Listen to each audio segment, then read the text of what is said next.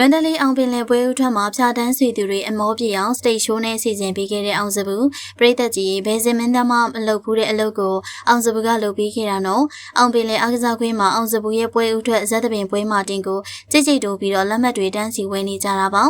တချို့တွေဆိုရင်လက်မှတ်မရောင်းခင်2ရက်အလိုမှာအိယာလိမ့်နဲ့ပါတေချာဆောင်ပြီးတော့တန်းစီနေကြတာဖြစ်ပါတယ်နော်ပြီးခဲ့တဲ့ဇူလိုင်30-31ရက်နေ့ကလေးကညဘက်တွေထိလက်မှတ်မရမှာစိုးတာကြောင့်ABကိုနေရာတန်းစီခဲ့ကြတာပါ